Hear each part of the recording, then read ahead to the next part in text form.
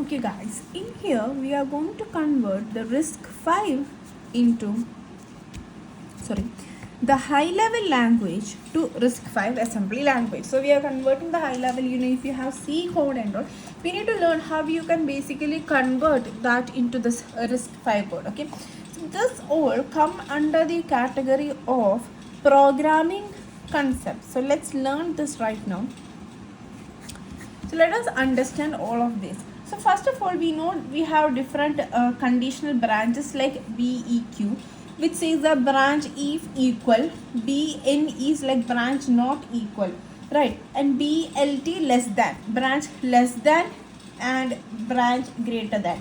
And if you wanted to treat the operands, these are signed. If you wanted to treat the operand as unsigned, then BLTU, BGEU, this would come in the case of unsigned integers. So this much we have to understand before we start the basics.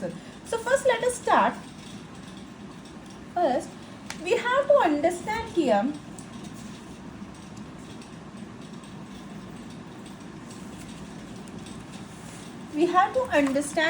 the main thing of the assembly code. Okay, so if I am having to understand here, like if I want to add S0 0 4, this is my command. What does this mean? Like this means that I'm adding 0 plus 4 and I'm putting the result into this S0. This is what it actually means. I'm putting the result into S0. So let us understand how can we convert. If you have a high level language, then how can you convert the high level language into the RISC-v? Okay, so you will be given some high level language and then you are asked to convert it. So before that you have to know about the jump instruction.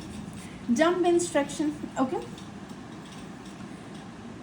let us talk about the jump instruction. In the jump instruction, like jump and JALs, there is something which is called as JAL, which will come across when you are dealing with conditional branches. So in the jump instruction you have to deal with this JAL a lot of time. So you have to understand that. Now let us start with if. Okay, if. How do we, if you have conditional statement like if, how you can convert that to its if you have a C code, how can you convert that C code into the form of assembly language? That is how we are going to see. Consider this: if S1 equal to S2, then you are given S0 is equal to S0 plus 1. Okay, this is the condition. Now this you have to convert its corresponding assembly language. That is our question. So in order to do that assembly language you have to convert, then you have to consider the opposite condition. Why? Because when you because in the branch instruction and all, it will actually jump. So what we have to do is that we have to consider only the opposite condition here. That means if I want to check if this, like what do we mean by this one statement I will give you. This means what? This means if S1 and S2 is not equal to 0, then I have to go to the skip condition. That is what this means. This is BNE's branch not equal. So if S1 and S2 are not equal, then I have to go to skip. Now what do we mean by this? If S1 and S2 are equal, then I have to go to skip. So if I wanted to reach this sentence, how can I reach this sentence? If I want to reach this sentence, I have to first check. I can write if branch not equal, that is if S1 and S2 is not equal, then go to skip, right? If this condition become false, means what? The next condition would come, that is what? Adding. I will add S0 with 1. Otherwise, if this condition become true, then I have to go to skip condition. Alright, then I have to go to skip condition. In this way I can do, or another way you can do. This is I am using branch not equal to, but if I want, I can use branch equal to and check if S1 S2 is equal. If this is S1 S2, I have to check S1 S2 is equal, then I have to go to this then condition. So that means if this condition is false, so in this then condition we are basically writing this add statement, right? I'm writing the add condition. So that means what happened if this condition is not satisfied, then it have to go to another statement, which is J skip.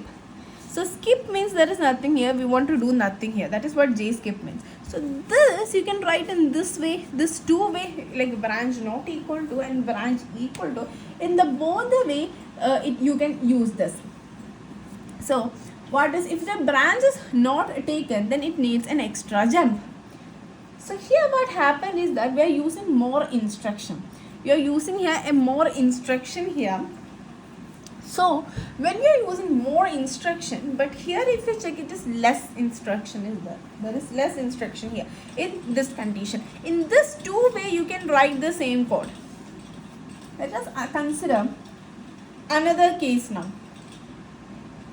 Right, that is, if next let us consider basically another question, that is, if apples equal to oranges, this is the condition, then I write f to be g plus h. Okay, then I will write f to be g plus h, and always apples is equal to oranges minus h. This is something which is okay. This all should come inside the statement, inside the if statement. Okay, apples equal to oranges minus h. This also is coming under the if statement itself. So what do we mean by here? What is happening here? Let us understand. So here it actually says that if this apples and oranges are equal, right? So first we have to check. Okay, there is a correction here. This would come if conditions outside. So that means this should be here. If the if didn't work, then this statement would come, right? Then this statement would come. So if this is the case, then how we are going to do? So first we will check if apples, let us say I put S0, oranges I put S1. If S0 and S1 is not equal, then I have to go to L1. So that means, sorry, we don't need this. So that means in L1 what we have, we are subtracting what we are subtracting in the apple, you are subtracting oranges. Let's say this is S2, this is S3, this is S4. Okay, so H is this means S4. Okay, so if they are not equal, then this condition would come. If they are equal, that means the condition here that we are writing would work. That is, add in S2 you have to add S3 and S4. This condition would come. So like this you can write this. Understood? Like this you basically can write this code. Now let us consider another example here.